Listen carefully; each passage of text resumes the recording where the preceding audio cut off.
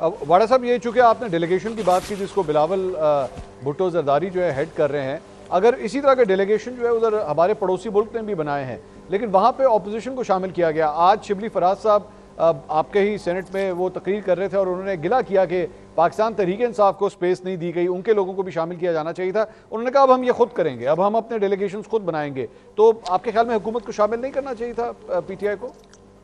देखिए, मेरे ख्याल से मंसूर साहब, देखें मेरे ख्याल से अपोजिशन को बिल्कुल शामिल करना चाहिए था। ये एक शहबाज शरीफ साहब जहाँ एक अच्छा एडमिनिस्ट्रेटर का रोल अदा कर रहे हैं या एक प्राइम मिनिस्टर का रोल अदा कर रहे हैं, तो उसमें वो एक स्टेट्समैन का भी रोल अदा करते, एक लीडर का भी रोल अदा करते और उनको शामिल कर लेते। इससे इंडोर्समेंट, स्ट्रेंथ, यूनिटी मज़ीद अच्छी तरीके से नज़र आती।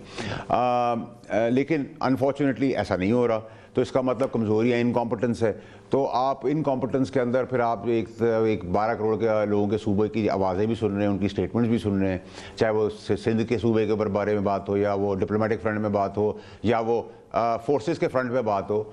तो अगर इस तरह की चलेगी तो फिर तो सर सेंसिबल डेमोक्रेसी तो नहीं है, फिर तो मुझे कहना पड़ता है ना कि सर एस्टैब्लिश डेमोक्रेसी है, और यही वे फॉरवर्ड है पाकिस्तान का। और एक पाकिस्तान के अंदर लीडर है जो काबिल भी है और तगड़ा भी है, वो है आर्मी चीफ।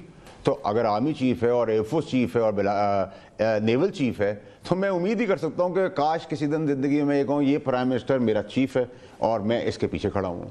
तो हम तो अभी तक 75 सालों में तो नहीं पैदा कर सके, हमने ऐसे सियासतदान कब्रिस्तान बनाए हैं और इस आर्मी चीफ ने उसी को गुलिस्तान बना दिया है। तो सर जिसका जो क्रेडिट है उसको तो मिलेगा। अब मैं क्या कर सकता हूँ? अगर कोई काबिल है, तगड़ा है, तो मैं क्या करूँ सर? बुरा भला उसको कैसे कहूँ? मुझे कोई प्रोविजन बता दें, मैं उसको बुरा भला कहता हूँ और अपने आप को डेमोक्रेटिक साबित कर देता हूँ।